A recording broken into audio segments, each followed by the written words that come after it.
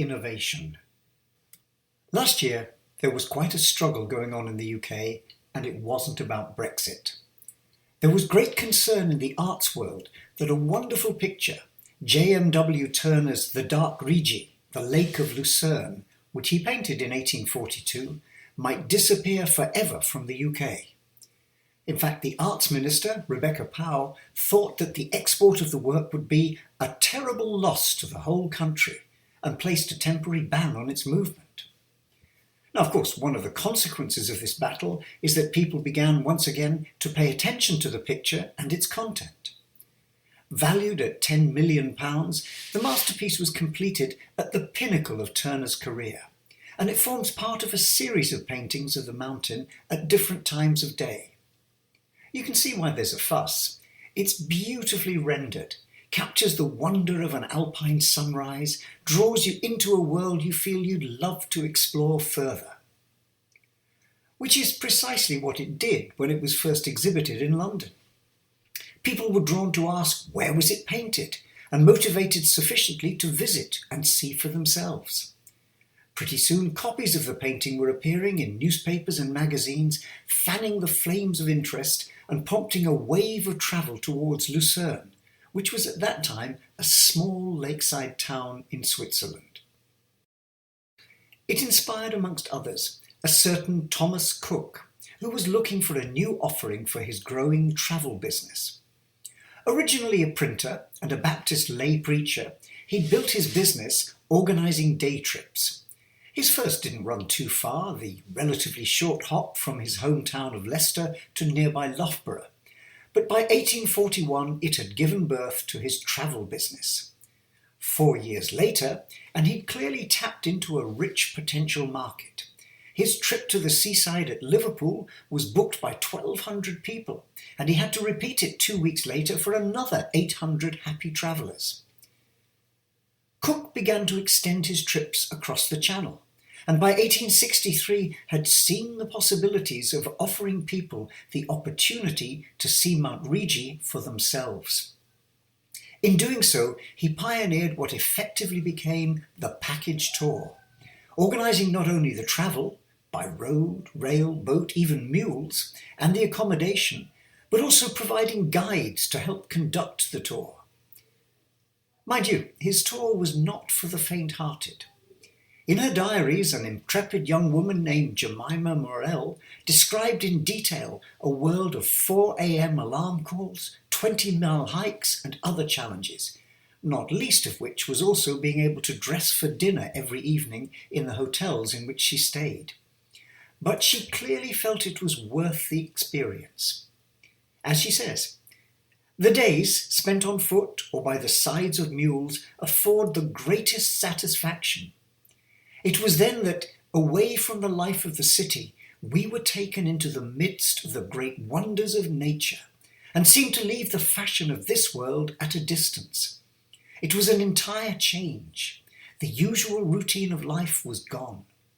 All memory of times and seasons faded away, and we lived only in the enjoyment of the present." Thomas Cook's ideas changed several things. From the point of view of Switzerland, it helped transform a poor rural economy into a travel destination. Today, of course, the Swiss Alps are one of the world's most popular tourist destinations.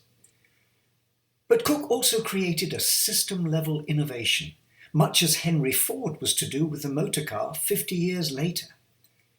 Putting together a successful package tour involves much more than simply arranging travel and tickets.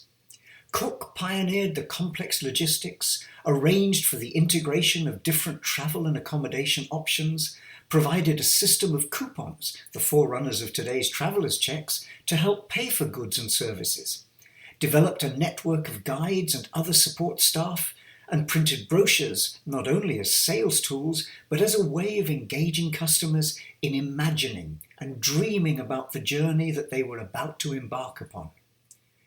In doing so, he can rightly be considered one of the founding fathers of an industry which today is worth over $7 trillion.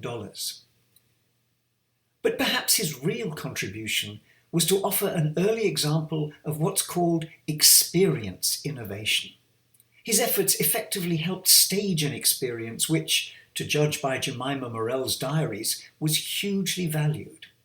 It was much more than simply travelling to a destination. As Joe Pine and James Gilmore point out in their book The Experience Economy, the risk with services is that they quickly become commoditized. There are relatively few barriers to entry. There's no deep scientific knowledge base. They're often short-lived, being created and consumed simultaneously. Building a successful service business is hard, and even when an innovation is offered, it doesn't take long for others to copy it. Imitation levels the field once again, and so there's strong downward pressure in the industry. Very quickly, any service becomes a commodity, with price as the main basis for competition. Now, one way of meeting this challenge is to move away from commoditization towards gaining strategic advantage by creating memorable experience. Experiences are not simply labels attached to products or services. They result from careful planning and organizing.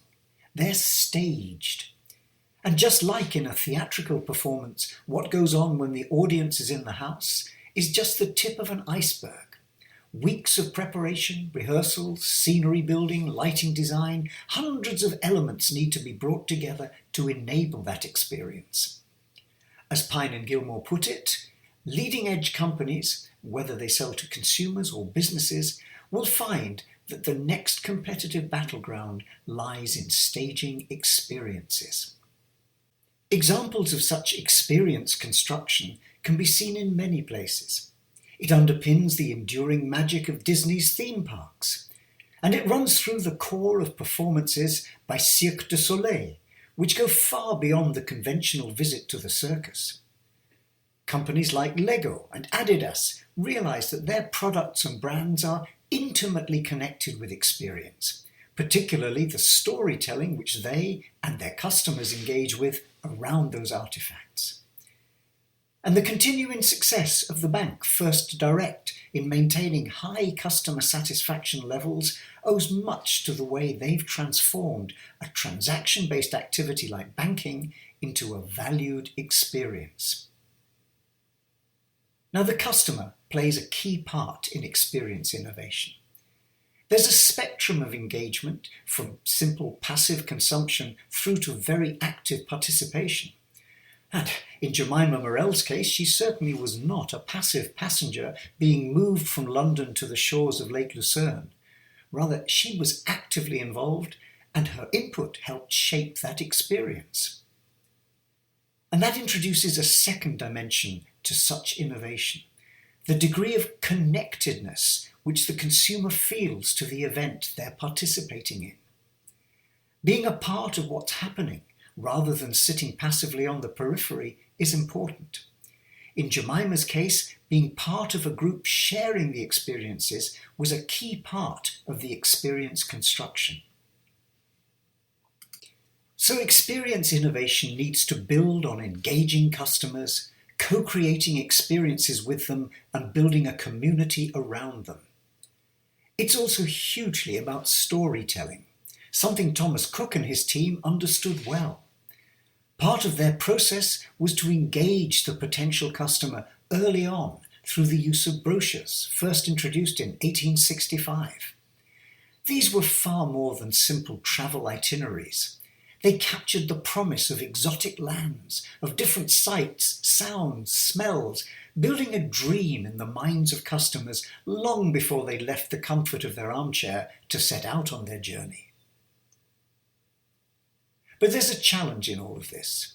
Staging a memorable experience is one thing, but being able to repeat the trick is another. Succeeding with experience innovation as a strategy doesn't necessarily mean always finding ever more jaw-dropping mountains to observe. But it does depend on maintaining the sense of engagement, connectedness with a community, and with feeding that community with stories. The Globe Theatre in London began as a dream of film producer Sam Wanamaker to create Shakespeare's open-air theatre on the banks of the River Thames. But from its earliest days, it was much more than a building project. His enthusiasm drew hundreds of active supporters into the story. And when it opened for business, thousands more could participate in a rich experience.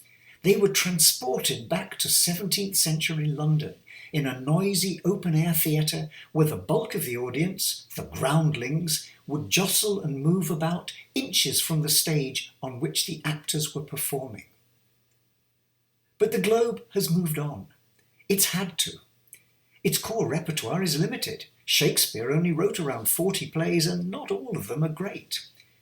The company has worked on new ways of staging these, and also added a new space, the Sam Wanamaker Playhouse, where they could offer other plays, particularly Jacobean drama, performed under candle-lit conditions. They've extended their work into the educational space, providing the opportunity to draw young people in, laying the foundations for a growing future community of theatre lovers.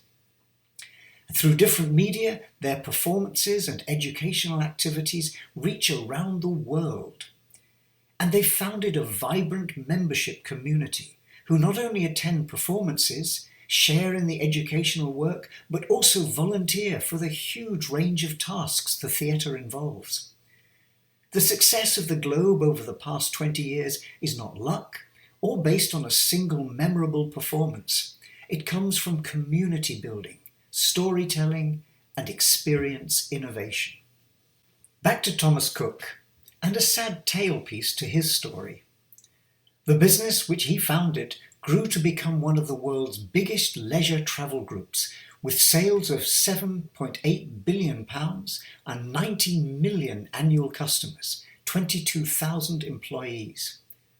But in September 2019, it collapsed, leaving 150,000 holidaymakers stranded and requiring a huge government-backed effort to repatriate them all at a cost of £100 million. Now, the reasons for this will be debated over many years, but one clue may lie in the difficulty of maintaining an experience innovation strategy in a commoditized sector where low-cost carriers, hoteliers, and others live on a knife edge.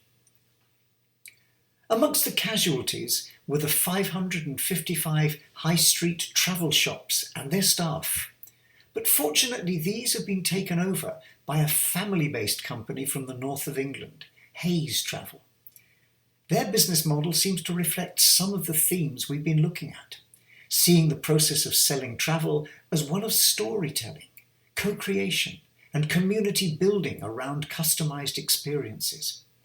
In an online world, they stress face-to-face contact, building direct relationships with their clients and helping them put together their dream holiday, and sharing the experience as they return full of their stories. So while Thomas Cook might be a little disappointed that his name is no longer visible above the shops, he might still be proud to see that inside them his model of experience innovation lives on.